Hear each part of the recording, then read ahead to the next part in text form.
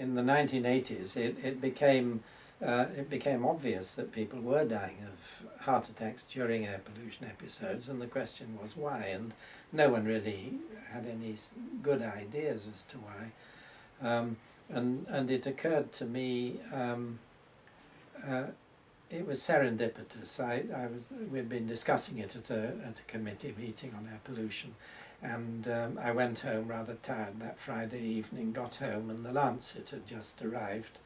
And I picked it up, and there was an article in it by Katie Corr, who was Professor of Gerontology in Cambridge, relating, looking at fibrinogen levels in the blood through the year, and noting that they changed and they went up in the winter. And reading this, I thought, what is it that's causing these changes in fibrinogen? Fibrinogen is a marker of inflammation. Of course, it occurred to me that a marker of inflammation, infection, which is what they were thinking of in that article.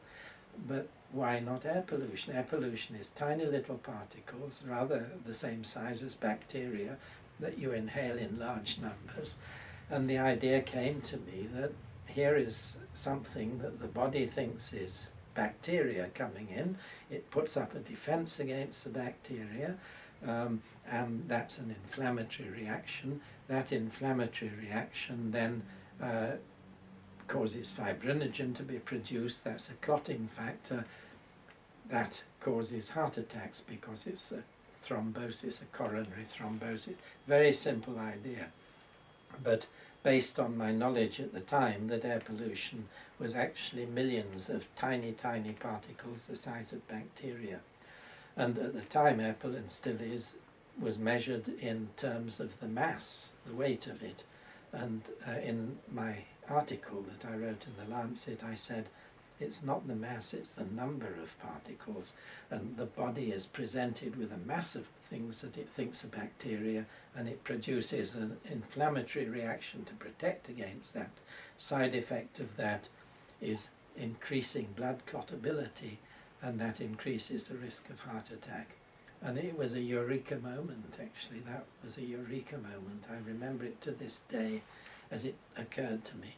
I went straight onto the phone to my friends, two of my registrars at the time, and the chap who worked with me at the Institute, who had worked with me, and a toxicologist.